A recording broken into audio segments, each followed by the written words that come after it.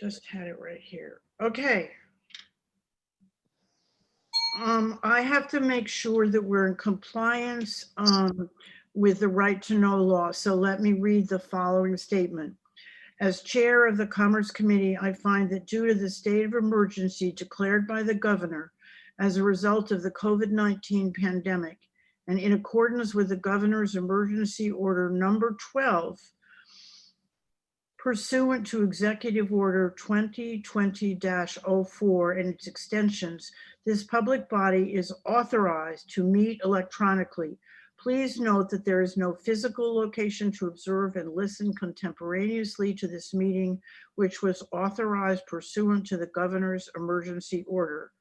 In accordance with the emergency order, I am confirming that, 1, we are providing public access to the meeting by telephone with additional access possible by video and other electronic means.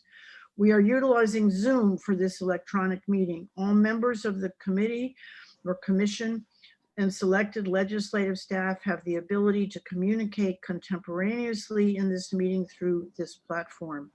And the public has access to contemporaneously watch and or listen to the meeting on Zoom and via phone by following the directions and links provided in the General Court website. 2, we have provided public notice of the necessary information for accessing the meeting in the Senate calendar. 3, we are providing a mechanism for the public to alert the public body during the meeting if there are problems with access. If anyone has a problem, please email remotesenate@ledge.state.nh.us or call 603-271-3043. In the event the public is unable to access the meeting, will be adjourned and rescheduled. Please note that all votes taken during this meeting shall be done by a roll call vote. Finally, we will start the meeting by taking a roll call attendance. When each member states their presence, please also state where you are and if anyone else is present in the room with you during this meeting. This is required under the right to know law. And who is to call the roll?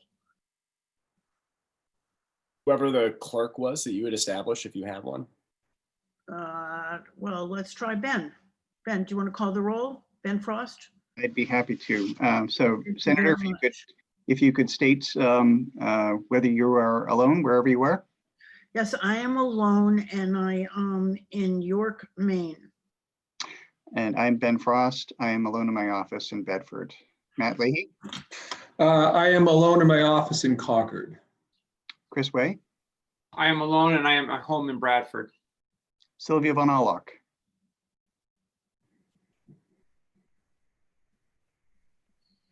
You need to unmute. Here she comes. Sorry, sorry. Yeah, I'm here in Manchester in my office and I am alone. I've gotten so I can tell when people are searching for the unmute button. Shanna Saunders. Shanna Saunders, I'm alone in my office in Rochester. Chris Nato. Yeah, Chris Neto, I'm alone in my office in Concord. Noah Hodgetts. Noah Hodgetts, I'm alone in my office in Concord.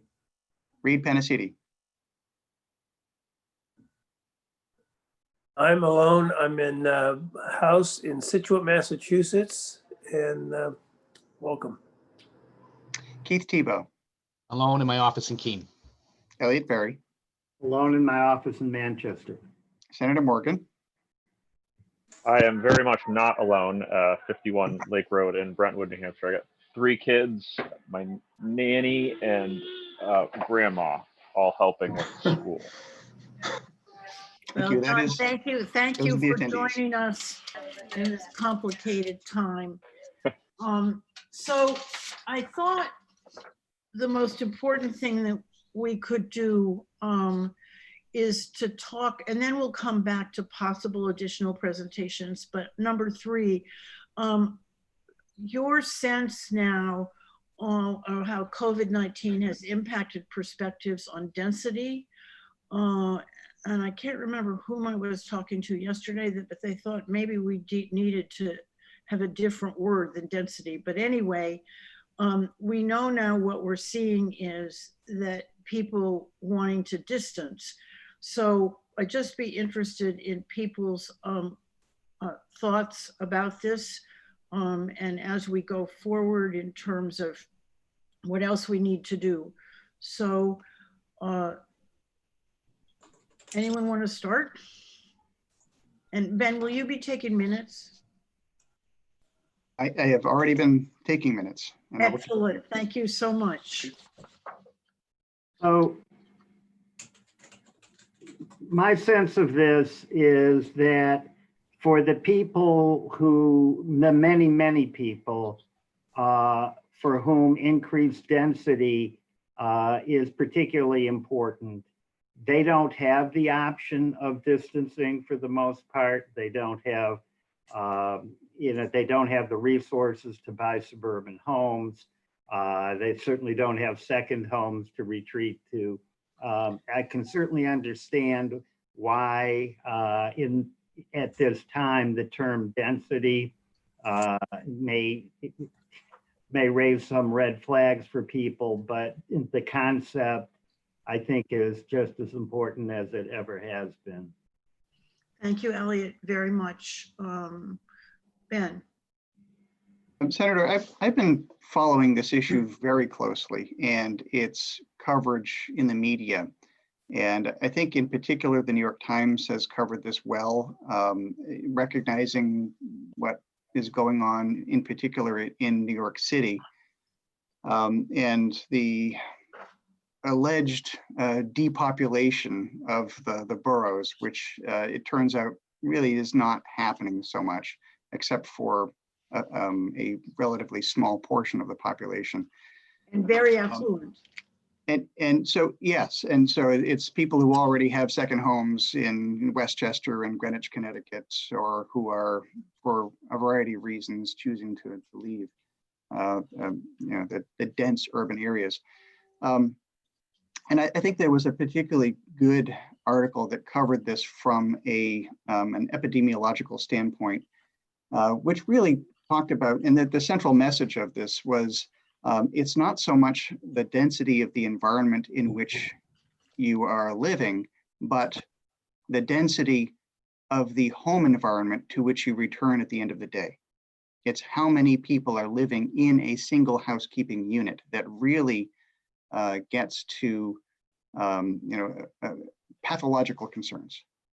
So I think it's important for us to, in effect, set aside the problem of density with regard to COVID-19 and recognize that we need to continue development of housing in denser formats to economize in the use of land, to reduce the cost of housing development, and to provide housing for people who need it. And I'd be happy to circulate that article to I think that'd be excellent. I was going to ask you if you would do that. And I thought what you had to say, hopefully you can reprise your comments to include in the minutes, because I think they're excellent. Well, thank you. And I just think that we needed to start out having this discussion given what we're seeing. We know one thing we are seeing in New Hampshire is that we're in certain areas, we are seeing people purchasing property sight unseen for astronomical sums of money because they have determined that living in Maine and New Hampshire and Vermont is more desirable than living in the large cities. So that's sort of an interesting phenomena, but it doesn't address the issues of affordable housing or homelessness. And I had contacted Alyssa yesterday to see if she could present today about issues around homelessness in New Hampshire. She was not available today, but she is happy to present 2 weeks from now so that we sort of have an update on that happening. And Ben, either depending where we go today or next week, I thought you could also provide us with an update about the resources that have been provided and what we may be seeing in terms of issues around eviction. Sure, and I think I'm hopeful that Elliot Berry would also be able to comment on that as well. Great. Okay. So, because it seems to me in some ways that, you know, our charge is even more critical rather than not being relevant any longer. So just wanted to put that out there. So other people, the thoughts, what are you hearing in your communities, or Noah, what are you trying to address through your role? Sure. So, you know, we haven't, I shouldn't say, I don't know if addressing is the right word, but I will say give a brief update kind of on my own research of what I've kind of noticed as I'm getting ready to publish the results of the 2019-2020 municipal land use regulation survey. And this is going a little bit off of, this isn't really necessarily COVID specific, but just kind of an observation that I've had that I think is certainly pertinent to this committee, is that I have noticed in reviewing kind of results from this year and a lot of zoning amendments that were passed this year, that it seems like there's an increasing, and maybe it is partially reactionary to COVID, maybe not, but there was definitely a notable uptick this year in the amount of citizen petition articles that were passed at town meeting, especially in some of the more suburban communities, tend to be in the southern part of the state, trying to repeal either workforce housing ordinances or conservation subdivision ordinances that allowed increased density. And I think this is really notable because, you know, some of these came in the face of towns that may have otherwise been trying to actually do something, trying to, you know, the planning board may have been trying to work on incentivizing more density, and then you would have these citizen petition articles coming in and trying to do the exact opposite.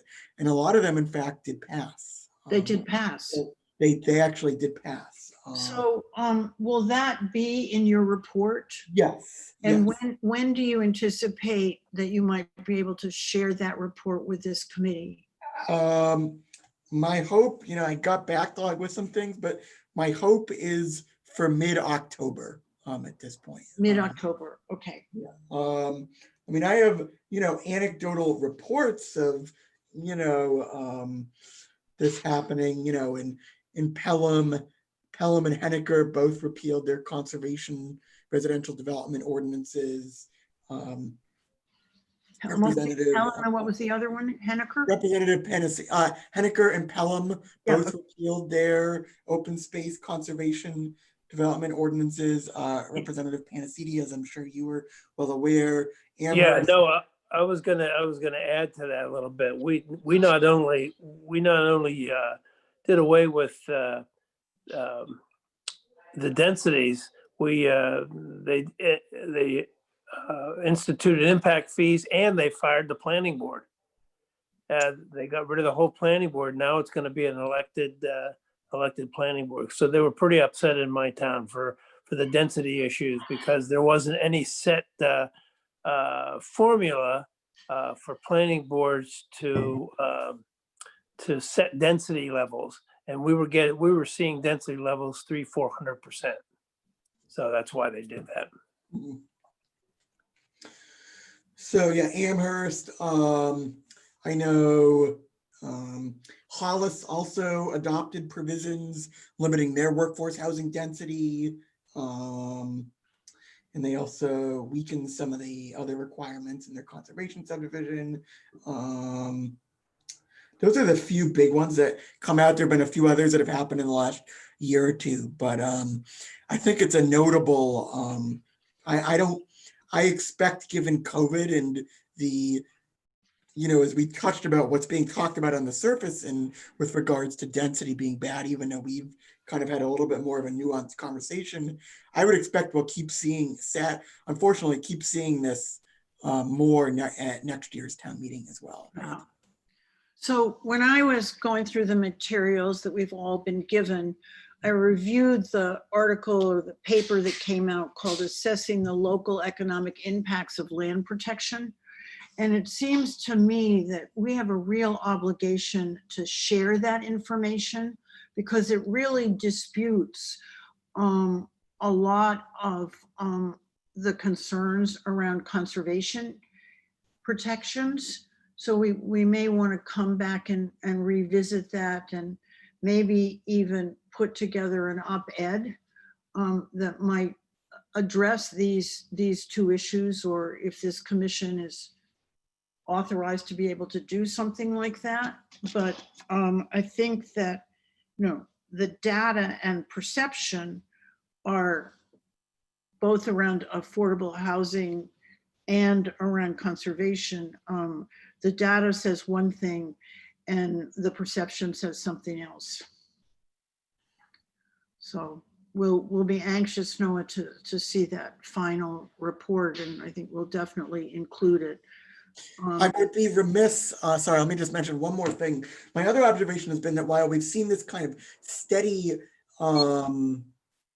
repeal of certain workforce housing ordinances and conservation development ordinances, we've also seen this kind of steady uptick of communities like Rochester, Somersworth, Dover, continuing to kind of adopt more innovative mixed use zoning in their downtowns, which so I think it's a really interesting paradox to try to increase housing density in these more in these larger urban areas. So I just want to. That's important to include, and I think back to Reed's comments about the effort that went forward to promote over 55 housing and the unintended consequences of doing that as opposed to integrated housing. And that may be something else that we really want to touch on going forward. And I wondered, Ben, if the report from the demographer, he was going to be redoing the presentation from 10 years ago from Exeter.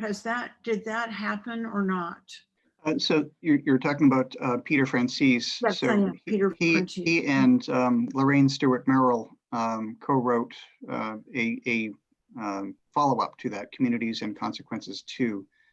And filmmaker Jay Childs is working on a follow-up film to that, which is supposed to screen on New Hampshire Public Television next month, and I can get the information on that.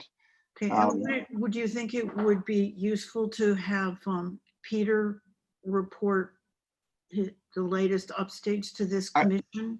I do, and I think it would be wonderful actually to have both Peter and Lorraine maybe co-present.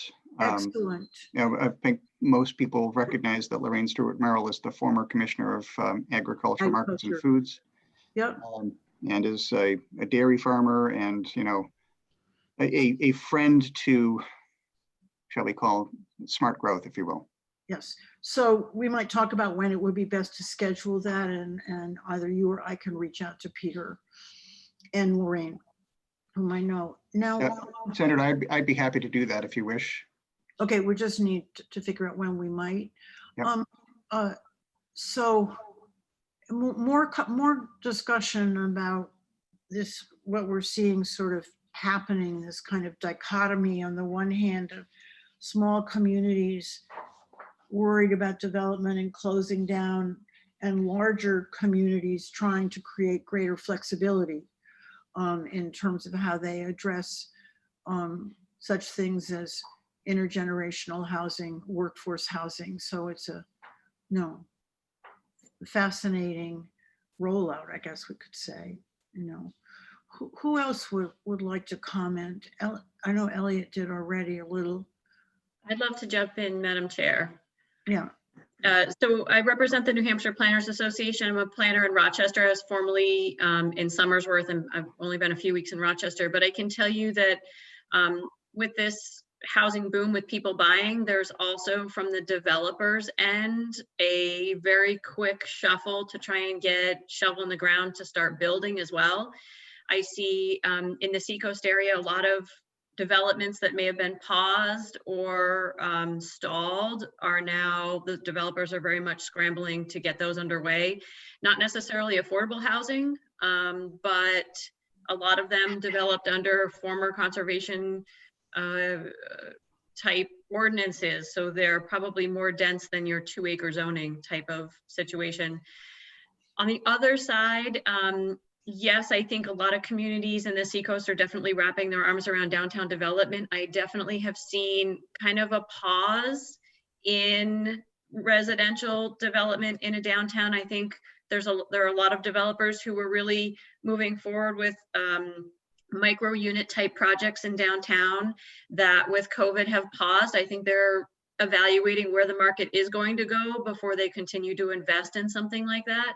And, you know, perhaps looking at not so much micro units, but larger units, which, you know, is the difference between maybe 300 square feet and 600 square feet. So still downtown housing, but maybe a little bit larger and a little bit roomier. Folks are asking for more space because so many people are now working at home. They want a little extra space to be able to have a home office. So that's what we're seeing on the Seacoast side of the planners. Thank you. You're welcome. So just to add to that, I'm sure you're aware that the tiny house legislation did not go forward as a result of COVID. I know that the 2 House sponsors are planning to bring that legislation back. And there seems to be sort of mixed attitudes about tiny housing. So, but I see no reason not to at least find a way to permit it and let local communities deal with it. But anyway, just to let you know that that will be coming forward again. Okay, who else? Senator? Yeah. This is Matt. I was just going to make one point. It seems it would be important, maybe, and this could be done maybe in our final report, but just to make sure people understand what we're talking about when we talk about high density housing. And I think this goes to the point Ben made. You know, we're not talking about squeezing a lot of people into one apartment. It's very different than that. So, you know, I guess my concern would be, you know, people may have a misunderstanding or misperception about this term, you know, high density housing. And that's, I think, something, you know, we could address right in the report. So a very good observation, Matt. The other question I have for you, would it be the role of various environmental groups when we come back, and maybe they're seen as too biased, but somehow getting the information out about the perception of what conservation protection does and doesn't do? No. You mean having you know, conservation groups put together, you know, put that information out to the public? Is that? Yeah, because I think that, you know, even though this study is very recent and it's pretty substantial, and it shows that it doesn't have a negative impact on communities, I think we need to realize. I have a daughter here right now that she's just passing through. Okay. Anyway, something to talk about. Right. Okay. Because I think that, you know, our role here is not just to produce a report, but have some impact. Right. So you need to figure out the best ways to do that. But it's something you might raise with your colleagues. Are you the appropriate group, or should it be something else? Well, I think we're certainly one of them. I mean, I do agree with you that, you know, Ben and I have had a lot of conversations about this whole issue. So, and maybe it's, you know, you and Ben as members of this commission or something, being able to address that, but that it's not having a negative impact on development. And in many instances for New Hampshire, it's actually an economic boon. Right, and I think there are other, I mean, certainly I do agree that it does help with community vitality and economic development. So that there may be other groups that would be interested too in. Okay, so just be thinking about that. Yeah, and I can follow up with Ben. We've had, again. We don't have a lot of time, and we know also just in the issue of water protection and wildlife protection and things that are critical, but may not be high on people's radar screen, but certainly tourism. Right, well, I mean, we've certainly in this, since COVID hit, yeah, I mean, the increase in people wanting to be outdoors has increased exponentially since March. So certainly people want out, so that natural experience. So I think it is part of the equation for sure. Right. I'm happy to work with Matt on that. That would be terrific. Yes. Mr. Bolt. I just wanted to agree with you on the tourism piece too, because we're seeing a new type of tourist that's coming to the state and oftentimes exposed for the first time. And that's great. And the other point I think I would make is from a business recruitment perspective, that's still going on, and it's going on quite well.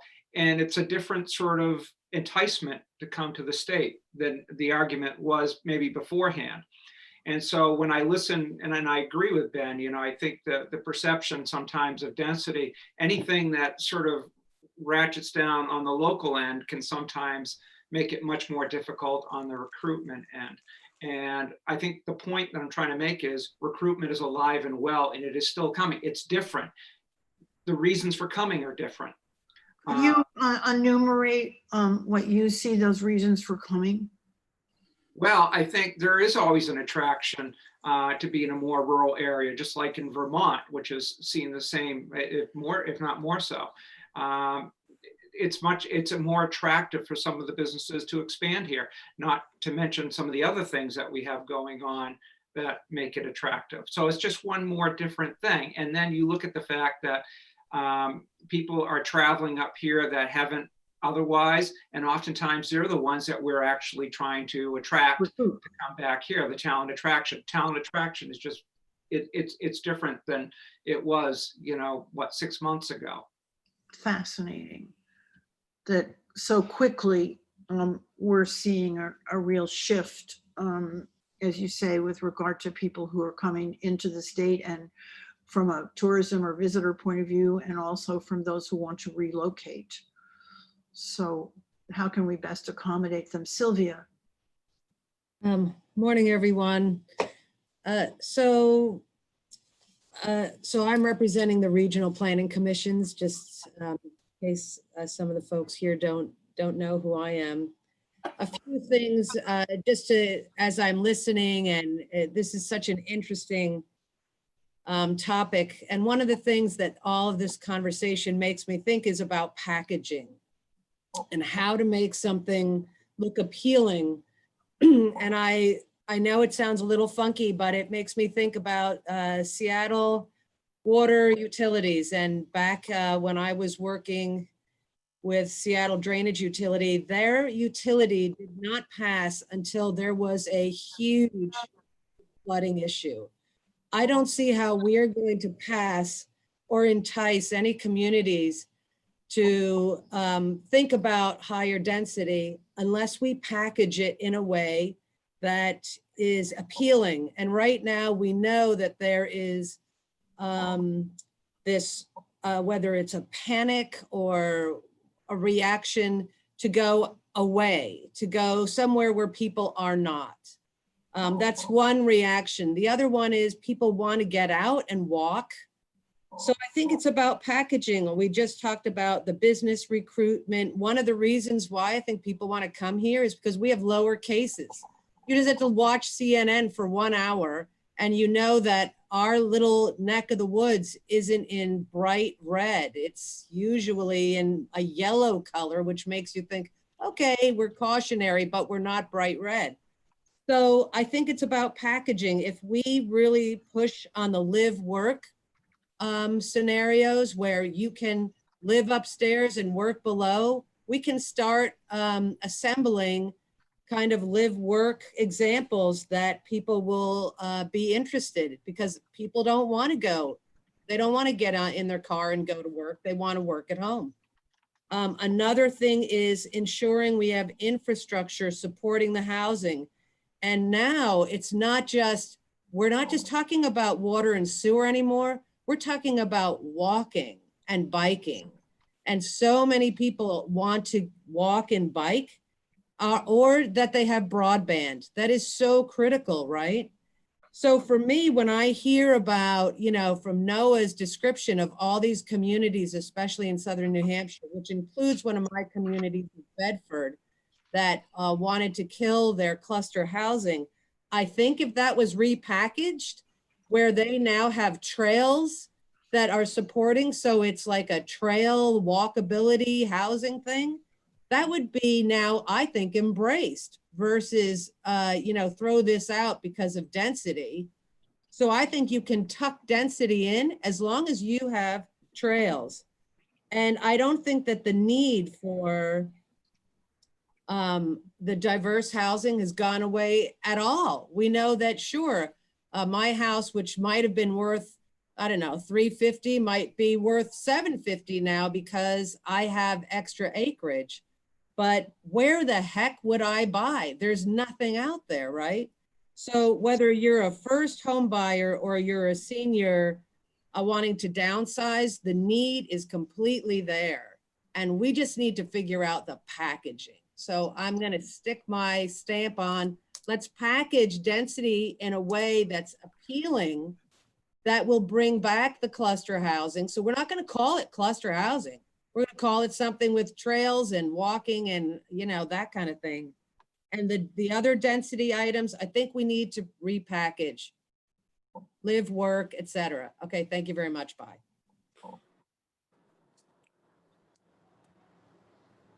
Other thoughts? Senator, can I Mr. throw Tebow, something in there? Yes, Reed. Yeah. Shauna brought up an interesting point, and then Sylvia just brought up another interesting point from a perspective of a selectman looking at what both of theirs are saying. Shauna, do you see any changes, some unintended consequences of what's happening with people moving in? I have some builder friends who are having difficulty getting supplies because everybody's doing home projects, they're building. And so it's moving everything out a little bit more, housing developments, because there's not enough wood, there's not enough lumber, there's not enough things to build new housing. So you're looking at maybe 6 months to a year of some of these contractors who want to build, but they can't build because there's nothing available. Yeah, I mean, I think there's definitely a cost issue to that. So the supply and demand is not only demand of available housing, but the supply of you know, wood and nails and all of that to build new housing has also been affected, and that's affecting costs. So there's no doubt costs are going up. We can see that. Right.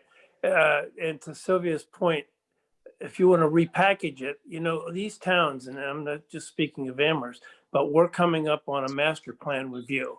And master plans are going to be looked at at least in Amherst, they're going to be looking at things like density issues, at housing issues, at rezoning issues. So, and it starts with these towns having a better master plan to be able to do things that you're saying to do, Sylvia. So we need to actually talk to towns about their master plans, I think. So that brings me to a point that we've talked about, that the regional planning commissions are oftentimes very involved in helping with those master plans.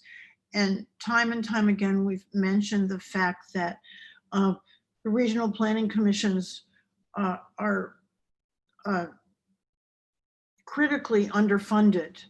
And I know, Sylvia, you were going to look up and see what we want to be able to recommend in terms of increasing funding. Now, I know it's going to be at a very difficult time, but I think we shouldn't shy away from recognizing that there's an important role that they can play in terms of educating municipalities. And I guess the other question that I have, is there a better way for us to work with the municipal association in terms of having some panel presentations or educational forums about what we're dealing with going forward?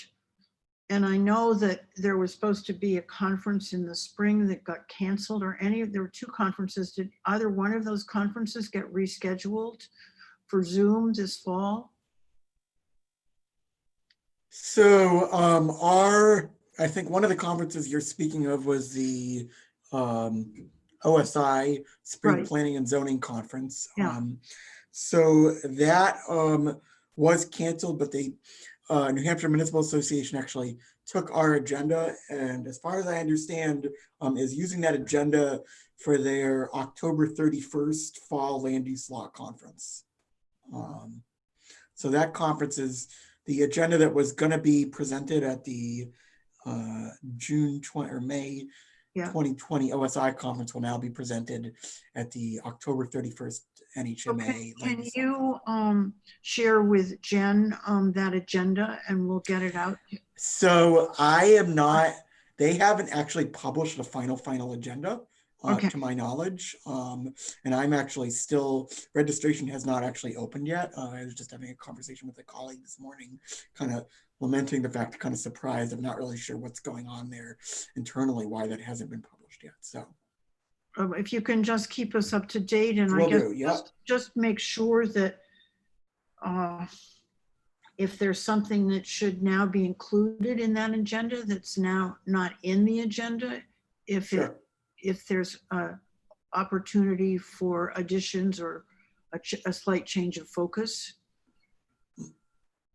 Yeah, my understanding is that they have handled, we haven't really, long and short, OSI hasn't really been involved in their kind of planning and all that. We basically gave them all of our sessions and speakers, and they were going to run with that. But I do understand what you're saying. I don't know if that'll be possible. Who is that conference planning? Who at the Municipal Association is in charge of that conference? That's Ashley Method. I can give you the email. Just she's their event coordinator and membership coordinator over there. So okay. Have we? I may have missed it, but have we had a presentation by the Municipal Association? I'm thinking that it would be sobering but important to know what their take is on, on density and all the issues that we're talking about. Elliot, we haven't, and I think that's a good something to underline and look at, and hopefully then various members of this commission can also participate in that municipal conference. But I think we'll look and see how to put that in place as well. Okay, Mr. Thibault, I don't think you got to finish what you wanted to say. I'm very sorry. No, don't apologize. There's a lot of good conversation going on here. Just a couple of issues and concerns. I represent Southwestern Community Services. I'm also on the Governing Council of Housing Action New Hampshire. On the issue of density, if you will, and homelessness, we have been able to garner funds to set up a couple of decompression sites in Southwestern New Hampshire, Keene and Claremont, and those are working out very well. We are concerned. So what are decompression sites? Thank you. They are additional, in our case, they are additional units that can be used to spread out homeless individuals and families. So you're not having 4 unrelated individuals in one bedroom or a family of 6 in one bedroom. It's really an additional room. They're working out quite well. concern is obviously moving forward from a budget perspective, whether or not we're going to be able to continue to support these, particularly when we hear some dire predictions about the state budget. We don't know where that's going to go. Nothing sounds rosy by any stretch, depending on who you talk to. And oftentimes these programs are the ones that can become a football. And I think moving forward, it's critical that we keep these programs funded to serve the needs, that particular need in our communities. So that's just a concern moving forward that we have in that. My organization also develops housing, owns and maintains workforce and senior housing. Demand is high for that right now. Very concerned about the cost of, and I don't know what we do about this, but very concerned about the cost of construction. It's always been statewide. The cost of land has always been an issue, particularly those that are developable. Now we add a second large issue there is that the cost of construction, 30 and 40% is what I was hearing weeks ago. I'm hearing 100% increases in cost in some instances for the projects that we're looking to do. So we've got some real issues there. And again, I don't know what this panel can do about it, except the only way to control any kind of cost is to densify. And then lastly, I think in terms of messaging and who we're housing and what the future is relative to our communities, is that, and I know this has been documented, I think it just needs to be underscored. The families that we're serving in our affordable house, our workforce in affordable housing have changed dramatically in the last 10 or 15 years. When I first started doing this, we couldn't build enough 3-bedroom apartments. We can't rent 3-bedroom apartments. The demographics have changed, and I think that's not a bad thing, and for a number of reasons. Primarily, though, is the face of what workforce housing looks like and what it represents in the communities out there. Who are the people that we're serving? I think it's really important that us, with help from New Hampshire Housing, the Community Development Finance Authority, and whomever else, to sort of really show who we're housing and what it's going to take as if we want a lot of, for lack of a better word, high-end housing being developed in our communities, and that's what we're hearing. Those folks are going to expect an economically vibrant community. They're going to expect restaurants and retail and coffee shops and banks and schools and hospitals. Every one of those has an element to them that requires people earning it requires housing for people earning $15 an hour or $12 an hour. So I always see opportunity, and I see opportunity here, but the dynamics are really interesting right now. And I do think it's really important that we, as time goes on, put a face as to who we're talking about when we say workforce housing, when we say dense housing, who's living there. And I agree with Ben is that we're by no means looking to pile people up in units, but we do need units. We need a housing. If we're going to maintain our economic advantage, this is a critical issue. And density is one of the only ways that I can see right now to take us through it. Very important comments that you've made. I couldn't agree with you more. And I think the question is, how do we best change people's perception of who it is that we're trying to serve through workforce housing? So that's something we need to be thinking about, in terms of messaging or packaging, as Sylvia talked about. So thank you very, very much. Yeah. Ironically, the people we're looking to serve are the very people we want to come here, and that's the people with high wage jobs. We're going to serve them by providing a community that has a balanced supply of housing, and that's a critical piece. It's an ideal we'll never hit. We'll never hit a perfect balance, but you need it at all ends. But thank you very much for the time. Yeah. Andrew, I wonder if you had anything you wanted to add. You are muted, but.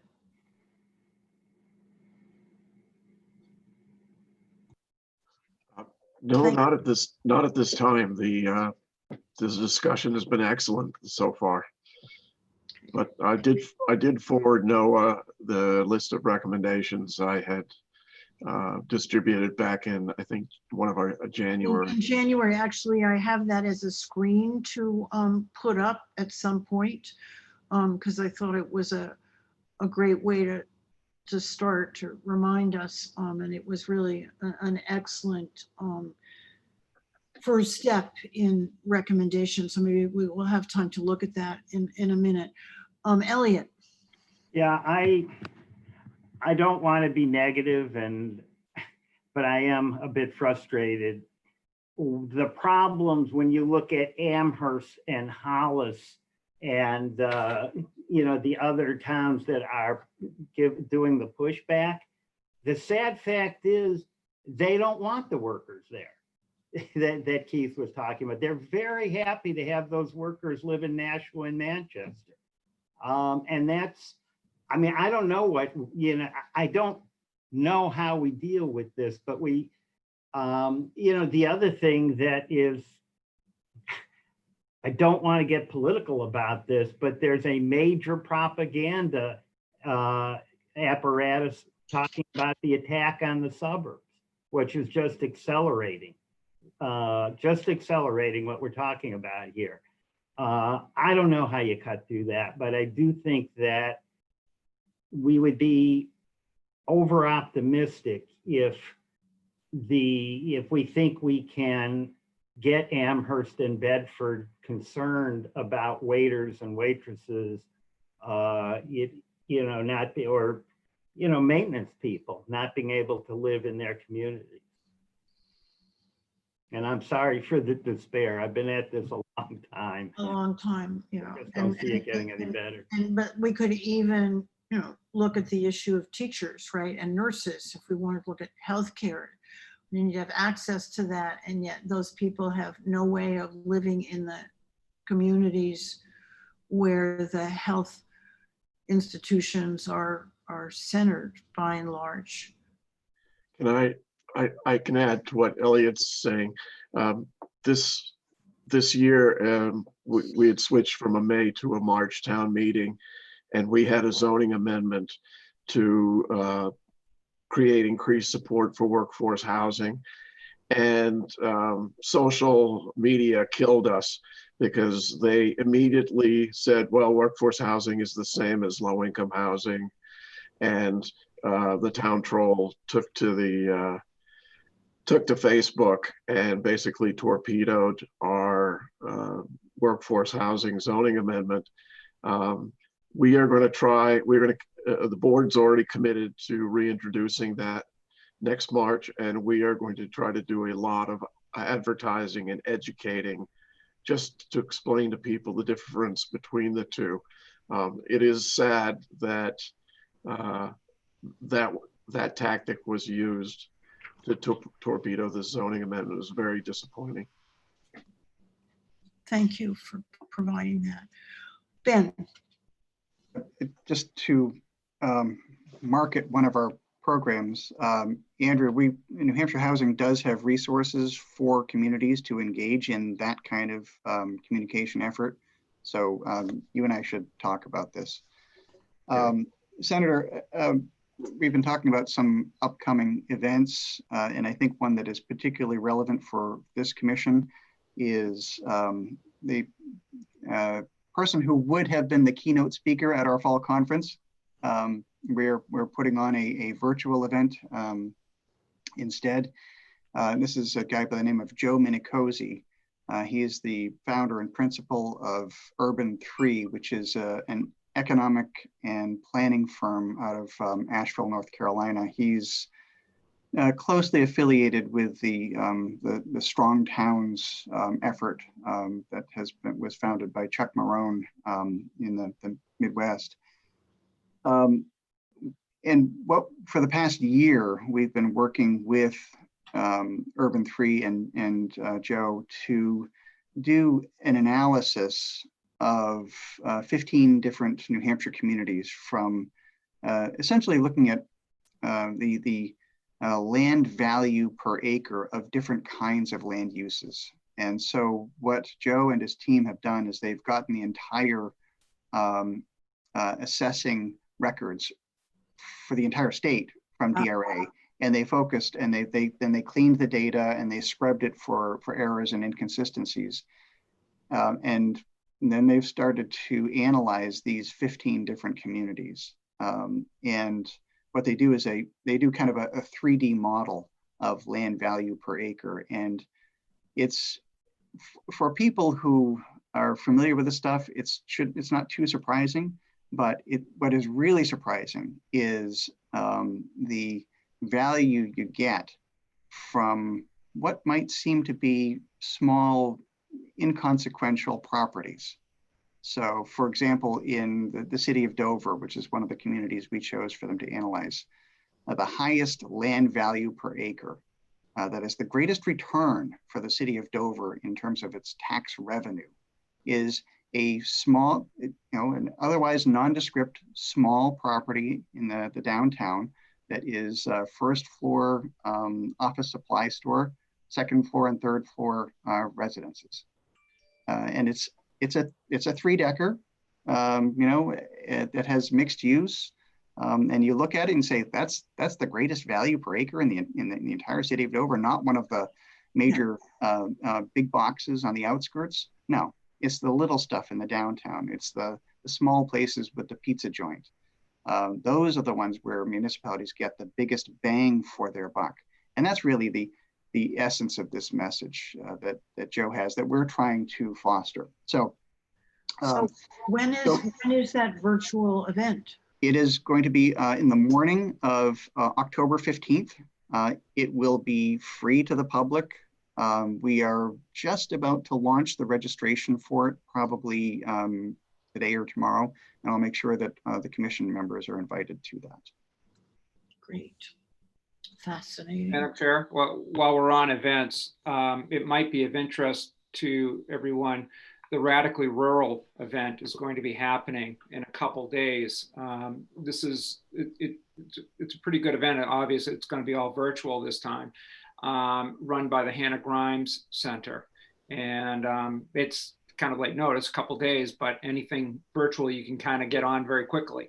And they have a lot of different tracks, the Main Street, but the land and usage tract as well that might be of interest. I'm going to be trying to get onto it. But that might be something that others might be interested in. I certainly would be interested if, again, get the information out to all of us so that, and as you said, it's very soon, so we can register and sign up. Don't know much about this Radically Rural initiative. So what is that group? It's sponsored by the Hannah Grimes Center, which is a business incubator group down in the Keene area. And it basically is how is entrepreneurship developing, land use developing, what is the Main Street programs like in more rural areas. So it's, and I think this year, and now I'm speaking out of my comfort zone in terms of what it's going to do, but I think they're going to be emphasizing a lot of networking and crosstalk and panels this year. So there's some opportunity. Great. And that's terrific. Thank you for drawing that to our attention. And I know when Sylvia was talking about packaging. It's 10 o'clock. That one of the things that we need to be aware of in terms of shifting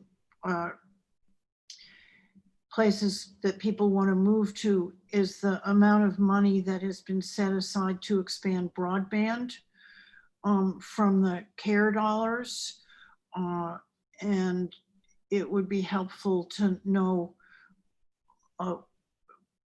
what's the timetable for those monies to be expended and where are they extending broadband. And we know it's not just for helping people have offices at home, but it also deals with the whole issue of the changing way that we're providing public education, and that you can't reach families and children if they don't have broadband to be able to get online. So that is potentially opening up more places where people are going to want or willing to live, but it's, And Senator, I would add telehealth to that as well. and telehealth as well, right? Absolutely. And we were able to pass somewhat comprehensive piece of legislation on telehealth going forward. So I think that's in a good way, but I don't know what is the status of the broadband initiative. Sylvia. Might I just suggest, we recently at our, at the RPC Executive Directors Meeting, we had Carol Miller speak about this, and I could get Noah in touch with who we had, and she updated everyone on what's going on across the state and with the monies from the CARES Act. I know 50 million was slated, but I think 13 million was able to be used. That's broad speaking. So that's on that issue, and I can certainly pass Ben or Noah the information there. But I wanted to get back to two of the things you brought up earlier. One was in past meetings, we talked about regional planning commissions and funding. And I believe we the regional planning commissions put together a pretty thorough packet on what we're being asked to do. And we had sent that to Noah, and that I think was reviewed back in January, but we can bring that up again. Right now, each regional planning commission gets $11,000 a year. That all goes through from OSI, and we use that. I could use that in 6 months. It's supposed to last me a year, and that's typically for us. We're either assisting on mapping or survey work or master plans, you know, and communities. And someone, I think it might have been Elliot had talked about master plans earlier and master plan updates. You can imagine with communities concerned about their revenues that I imagine master plan work is probably going to be again on the side burner. We have so many communities that haven't updated their master plans in over a decade, and for them to make that a priority right now would just, that'd be amazing. I can't see it happening. So one of the things the Regional Planning Commission directors are doing at our November meeting, I've made it so that we're focusing on master plans and how to do updates, how to streamline updates on a shoestring budget. And so we're definitely very interested in this topic, but getting some, if we could have a fund where maybe it would be 50% paid by the community and half by additional funding, that might be some incentive for communities to update. I'm just throwing that out there. But we know that there's so many communities that just aren't updating their master plans because it's not seen as a high priority. And now with revenue issues because of COVID, I think it's going to again be pushed back. So I just wanted to. Yeah, thank you, Sylvia, very much. And I think we're all aware of what the regional planning commissions have been asked to do and how limited their funding is. When I was reviewing the notes, one of the things that we like to know is what would be a reasonable request that we could make in our recommendations to increase the funding for the regional planning commissions. And while we know that given the challenges for the budget, you know, it's going to be a huge lift to be able to get that, but I don't think that we should shy away from it. And that we need to be, you know, at least putting out there a number that would help the regional planning commissions to do the kind of work that needs to be done if we're going to address housing issues throughout the state. Okay. Thank you. So a couple of things. We've got some good suggestions of some follow-up. Alan, are you on? I am. All right, are you able to post the duties from the commission Yep, that everyone can look at? no problem. Okay, and then we'll post Andrew's list from January, which my copy has some scribbles on, but anyway. Can you guys see that okay? Oh, I can't, but that's all right. It's pretty small. Let me see if I We don't need to look at who's on the commission. We need to look at what we were asked, that what commission was asked to consider. And is there any way that you can make that larger? Does that seem like it's getting larger to everybody? I was zooming in. Yeah. Okay, so the commission, you start on Roman numeral 2. The commission shall study issues related to the density of land development in New Hampshire. The commission's duties shall include but not be limited to, and I just wanted to go through this with everyone. Okay, you're moving it, but no, okay. I think that, you know, we had some good information about the barriers to increasing the density of land development. And I think we've had a good discussion today about how some of those barriers continue. So I think we just need to list those out in terms of the final report and make sure that we've, you know, and then determine minimum standards of residential development density, considering the availability of public water, sewer infrastructure, and other alternatives in accounting environmental conditions. I don't think we've figured out what that minimum standard should be.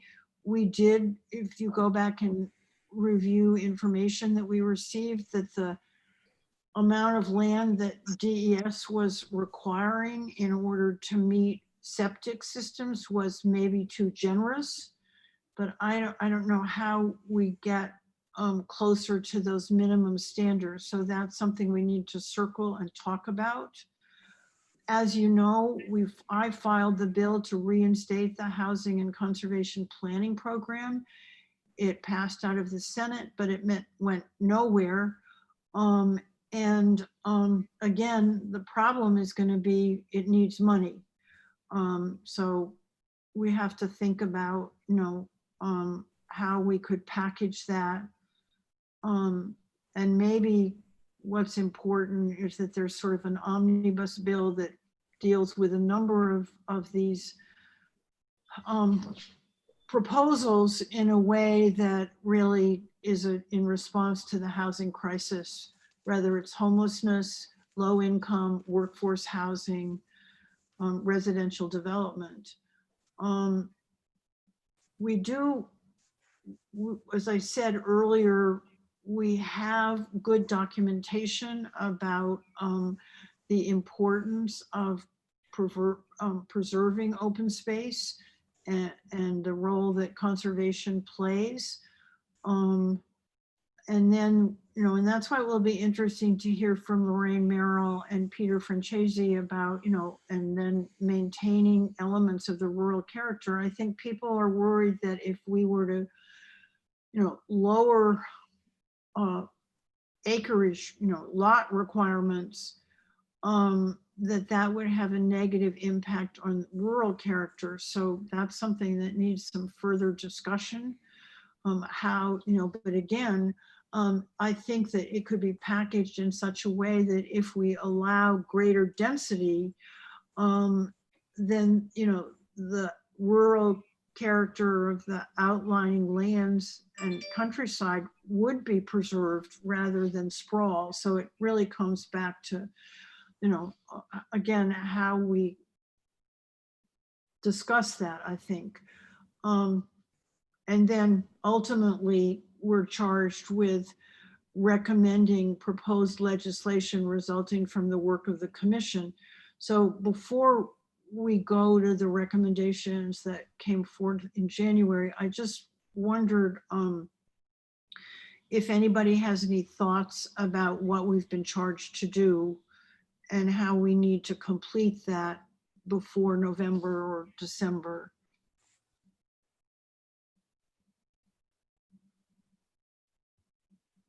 So now I can't see anybody, but I can take this down. take that down now, yeah. But I just wanted to remind you of the charge of the commission. And remember, we weren't limited to just those charges or issues that we could and we have under the charge of the commission. I think we have collected really a substantial amount of very useful information. And Ben, I guess, since you compiled all the minutes, you and I probably need to work together to begin to draft a report that we want to present for the approval of all the commission members. And I be happy to set aside some time and have us come together in person. If you're I'll be not happy to work with you, Senator. If you're not scared of meeting with me, since I'm immune right now, we'll see if we're still immune. Okay, other thoughts people have about what we've been asked to do, in addition to some of the suggestions that came forth today about who else we need to hear from. That was the Municipal Planning Association. It was Peter Francesi. I have a couple of other things on, well, we're going to hear about the housing issues, both from Ben and from Alyssa. So those are some of the things on the list. Now, one of the other things that we had talked about is hearing from developers. We are getting a good window into what developers are dealing with currently as the result of COVID. We had talked about putting together a panel presentation with developers. Is that still something that people would like to see happen? I think that would be Seeing important. nods of yes. Okay, so again, we'll figure out how to make that happen. Okay, maybe working with Shauna and Ben and Sylvia, and anyone else. Possibly Chris Way, yeah. And I think we could try to do that in late October or early November, but we need to start putting that together now. Just to clarify, my understanding was that we had to be done with our work and have our report done by November 1st. Is that not really a hard deadline? I'll find out. It may be that it is a hard deadline. I thought we had till December 1st, but these bills always get written in different ways. So you're probably right, Noah. So I believe it is November 1st is the final report deadline. okay, it's the report deadline. So we need to start that, and we can also,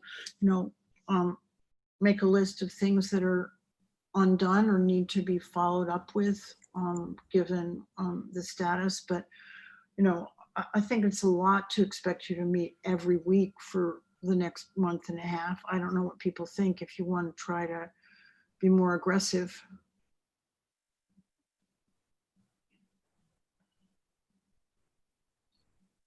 Any input to that? I'm wondering if in order to meet the goal of this group is that we need an outline of what needs to be produced. What does the final report look like? And let's start with a table of contents or something. Okay. And then we need to figure out who's doing what, because we can study this forever, and keep inviting more speakers and all of that. But I think if we're going to have anything, a product by November 1st, which is literally what, a month and a half away. Yeah, not even. So I'm just wondering. Yeah, that's 5 weeks. So 5 weeks. Noah, will you get on that, please? Let's make that happen, Noah. Oh, it's on me. Okay, I see. But no, I do think, I completely agree with Sylvia. I think we can research and talk this stuff to death. I think really trying to move to an outline and kind of filling in as we just went through the responsibilities of the commission and really kind of trying to focus in on those remaining few meetings we have of where the areas that we haven't necessarily covered so that we can actually have something intelligent to say that's worth reading about, worth presenting in the final report, I would say is where we should really be focusing our attention. Okay, so what do you think our priorities should be? I mean, we talked about, I think the couple items that we heard that we haven't really spent a lot of time discussing are in terms of the charges of the commission, or the minimum, to the degree we can, the minimum standards in terms of minimum residential development standards, the maybe a little more about rural character. And I think the other pieces, and I don't know if we have anything to present on, but I think another charge of the commission that you may have skipped over was the community enforcement of the workforce housing statute. I think that was also in the charge of the commission as well. I don't know if there's anything much to present there. I just don't know how much we've really talked about that. I don't think we did. One thing that's, I think the elephant in the room here though is, one, we lost 6 months. Two, Yes. that the report, if we had written this in February, could look very different than it looks right now. So we need to really acknowledge the pre-COVID, post-COVID, well, during COVID sort of analysis and how that may have impacted this whole situation or not. We still have the demand, but I think perceptions have changed, and certainly behavior has changed. So I do think there needs to be some acknowledgement there. Well, and it's one reason why I thought it would be important to hear about what's happened to the housing situation in New Hampshire as a result of COVID. And I think we need to include that in our report. And that's why we were going to have Ben and Alyssa speak to us at our next meeting. Elliot. Senator, yeah, the problem is we don't know. We just don't. We just don't know. Just too early to tell. I see this, certainly from the eviction and homeless side, and it's until the various moratoriums are off, until the homeless situation becomes clear after COVID. I don't see how we can. I just don't see how we can assess that until for a longer period of time. I also wanted to suggest that maybe this issue of minimum standards for construction, A, it's really difficult, and B, even if we did it, that'll just get more blowback by the towns criticizing us for trying to do, one size fits all. I think I really do want to hear from developers about what their major, their perceptions of their major problems are, but I think we're really going to slow ourselves down and not get much of a result if we take up the charge to deal with what the minimum standards are. I don't know what you think, Ben, but or anyone else, but that's my feeling. Oh, and the last one for Elliot, I would agree with you around the issue of COVID that we really don't know. There just may be some information that we could include as to the whole issue of eviction, which I think is just added to the housing crisis, if you wish. But I think it would be important in the report that we just say we don't really, it's too soon to have any idea of the long range impact, but here are the changes that we're seeing. We're seeing, different patterns of people moving into the state, people coming to the state, people wanting to live here. The increased demand on recreational opportunities, those kinds of things we can at least enumerate. We don't need to have a huge presentation about them. But I guess what I am hearing is maybe you would like to have that developer's presentation. Could I just throw out one other thing? I'm not even sure how I feel about it, but in light of COVID in particular, I wonder if what we ought to do is ask for an extension, right, through legislation extending our jurisdiction or our whatever you want to call what we're doing. Yeah, I think that's certainly very possible. I was going to suggest that we need to continue to have a group of people following these issues going forward, because it's not something that we're suddenly going to fix in the next legislative session or no. And I also think that there's the whole issue that we were talking about of, changing the perception. How do we go about doing that? What kind of role do we have in trying to re-educate the public about all the issues around housing and residential settlement? So I can say that there are commissions that I am dealing with who are having the same concerns that you guys are, not being able to complete the work that they thought that they were charged with doing due to COVID or other constraints, that they are going to, in the report, recommend that they have legislation refiled to reauthorize the mandate you guys have or the study committee. So that's something that a lot of the commissions are thinking of doing. Great, and we can make sure that happens. I'll find a senator to bring that forward. Senator Clark, would there be any way we could get the governor to write an executive order he's written several executive orders to expand things or to push out things as far as dates are concerned? Could we get him to write an executive order that would help us do this? Well, I hear what you're saying, because and Alan, let me ask you, I mean, one of the problems that we have is that you file legislation to extend these commissions, but they can't keep meeting until they've been reauthorized. Right. So, it would be nice if there's some way that the life of these various committees and commissions could just continue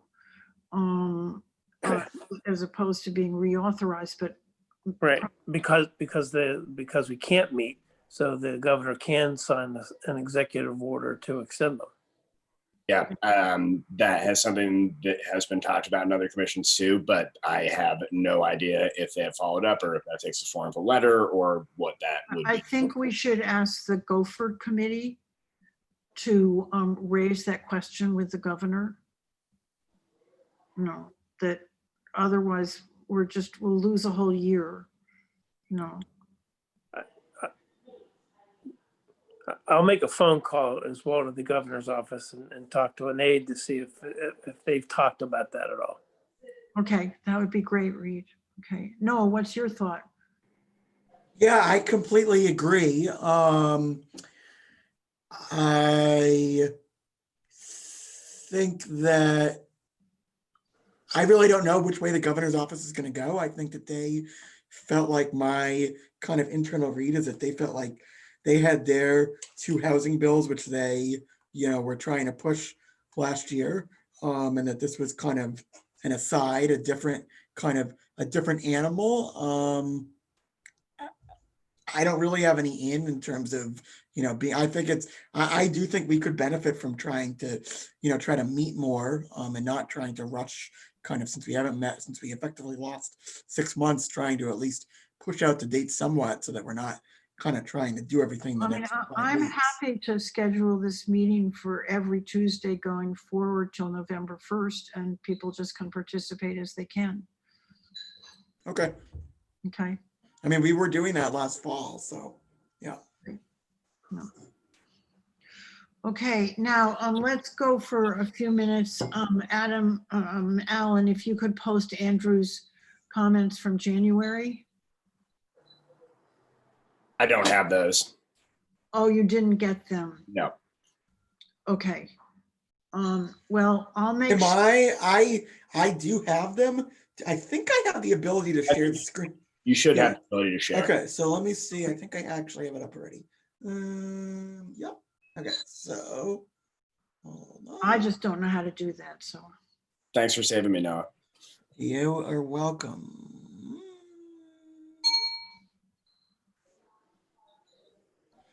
All right, did everybody see that?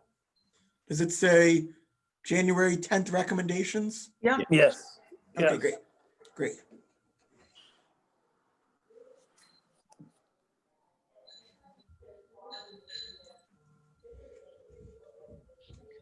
Noah, is it possible to make it a little larger? Sure, it's on, are you seeing both pages? I can go here, let me do this. I'll do Yeah, this. I'm seeing. And then I both. can just scroll. Yep, hold on.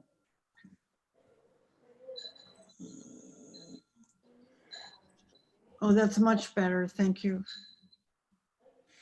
So I don't know if we just want to go through. Yeah, that's what I think we should do. Andrew, would you like to lead this discussion with no advance warning? Sure. Recommendation number 1 was to provide municipalities with grants or other sources of financial support to develop ordinances specifically designed to enable the construction of additional workforce housing units. So Such the idea there might be matching grants like we heard about. yes, What what Sylvia talked about earlier. Split, okay. Yeah. One of the things that I liked hearing about in our discussion last fall was the discussion, we touched on the transfer of development rights a couple of times. And for some municipalities, smaller municipalities, that's a concept that they're not familiar with, and they need education on that so that they can protect some of their open space and reduce housing, reduce urban sprawl and consolidate new housing. And we all know the positives, the benefits for doing that. And again, recommendation number 2 is basically the same thing as far as providing financial support to the regional planning commissions. And as I said, I think we need to be more specific about how much that should be. Yeah, and I can't speak to that because I don't know the mechanisms of. I think Sylvia can check with the heads of all of the regional planning commissions as to, is it should they? I mean, I know that $11,000 is a tiny fraction of what their annual budget is. It's ludicrous, Yes. So we need to develop an argument for that. Yeah. But one of the critical things these circuit riders can do is educating and we've talked about this before, educating towns on the issues. Chester tries to be proactive. We have a board that's proactive and innovative, but a lot of things everybody's busy, and I pick up on new ideas from reading NHMA's newsletters, and especially information that I get from Southern New Hampshire Planning Commission. And without that information being provided to us, we'd really be at a disadvantage. And again, this is something that we've discussed since January when I wrote this. I think number 3 is we discussed DES's Innovative Land Use Controls Guidebook. Do we know where that has it been updated? It needs to be updated, and I think they said they needed $100,000 to do that. Okay. So, and I will add one other piece on that is that DES is the person who helped publish that is retiring. And so that is going to be moved over to being housed at OSI. Sylvia, correct me if I'm wrong, but I believe there was some talk of the RPCs maybe trying to update a chapter. Do I understand that correctly? Yeah, so we met with Barbara from DES who retired already. And so I've just put in a proposal to DES to update one section not related to housing. Funding is a definite issue with that. We can get funding to also do a transportation chapter, but it's always housing is the hardest nut to crack here because just like this committee, we have such limited resources on how we are funded to be involved. And so we would need a new funding source to update, for example, anything related to housing or economic development in that innovative guidebook. Right. Although, Ben, I am thinking that, I mean, we'll see where the CNU work that you guys are doing with the small scale development, but I don't know if any of that in the long term could be, possibly turned into kind of updating some of the housing chapter if you guys end up creating a model ordinance or anything like that. Yeah, I think that's possible, but it's, I'd say, tangential to the ILU guidebook. Okay. I think we can probably investigate some alternative funding sources to help update some of the other chapters of the guidebook. I understand the RPC's limitation, and certainly in particular the MPOs have transportation resources that might be able to go to things that are directly related to transportation, but I get the more tenuous connection to other topics in the guidebook. Okay, so we'll have to think how we certainly need to, comment on that, comment on the fact that it's been moved over to Noah's department, but what's needed to really move that forward is funding, particularly for chapters related to housing and development. Right, and I should just say also that we at OSI have the same funding challenge and capacity challenge where we don't have the capacity by any means to start, doing a thorough update. We are doing a very kind of cursory overview at the moment of seeing are there parts that are still even like applicable because it was written, I think, 12 years ago, and some of it is just no longer applicable. So, yeah. So is there any source for grants going somewhere else to be able to get this done? OSI certainly has not identified that. No. Okay. Not at the moment. No. All right. Okay. Senator, I recognize that some people are leaving because they have other time commitments. Perhaps what we could do is recirculate Andrew's list, and I can also just simply append them as part of the minutes to this meeting. Okay, that would be great. All right, and I think you've made a good point. So I will schedule these meetings from what time is it now? 9 to 10:30, and make sure that we stay within that time frame. Okay, so this has been and we will try to meet next Tuesday as many people can. It's great to see everybody again. And obviously this is a very, very challenging time and a very, very challenging topic. So thank you all very much. Just before you go, I just checked to see if we were open for next Tuesday on the 29th, and we do have something scheduled for 10 a.m. on the Tuesday. We could do 12. I mean, we could do 12 o'clock. We could do 8 a.m. But Tuesday at 10 is already booked. Okay, is there a preference here?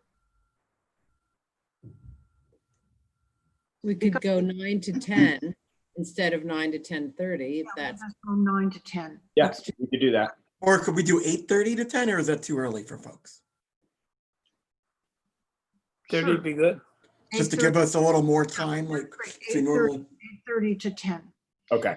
And then, Alan, going forward, if you could look to block out available Tuesday. time between now and November 1st on I'll do Tuesday. that, and I'll send you an email with if there's any conflict moving forward. Great. Thank you very much. No problem. Thank you all Senator- very much. Anything Senator, will you be looking for Elissa and me to be making a presentation next week as opposed to 2 weeks? I think 2 weeks is better. I think we still have a lot, we'll go over the minutes from today and try to set those priorities in terms of what we should be focusing in on. All right, I'll coordinate with her. And then we'll hear that presentation the following week. And maybe we could also hear the Municipal Association that day in advance of their conference. Yeah, and I know that Cordell Johnson, who's their legislative counsel there, he emailed me a couple weeks ago asking for all the minutes of the commission. So I know he's very interested in what's going on with our commission. So I'm sure he would probably be happy to present or to be involved as well. So okay. Yeah. Great, thanks. Anything else? Can we get a copy of Andrew's comments? I think that might be a great way to start the report we're all. Right. So I think those are going to be sent to you and everybody can look at those. I think we can prioritize them or, simple, in some ways, the report, basically what you can do is you can append all of the minutes of the meetings to the report and you can just have not too complicated a report. And then the focus of the report should be on the recommendation. So that's how I would perceive going forward. What does anyone else think? That way all that data is preserved, but we don't need to repeat it in a report. We're starting to get bogged down, but I think really just coming up with what our priorities should be and how we can fold those into the recommendations. Would that work for you, Sylvia? Yeah. Okay. Great. And I'll forward Andrew's recommendations right now, right, once we get off to everybody, so you can see them before Ben sends out the minutes. I think those recommendations might inspire the rest of us to add to them, quite frankly. Absolutely. I started to develop a list when I was going through all of this over the weekend of what I thought would be important recommendations. So if everybody could do that, that would be plenty to discuss next week. And in terms of not adding new information, but just taking what we've already learned and reviewed and so forth and pulling out the recommendations from that. All right. Gotta run. Bye. Okay. Great. Thank you. Thank you all very, very much. Thank you. We'll Thank put you, that in Senator. the calendar for 8:30 and we'll make sure that Jen notifies everyone in the next 24 hours that we'll be meeting next Tuesday at 8:30 by Zoom. Great. Okay. Good. Take care, everybody. Thanks. Bye.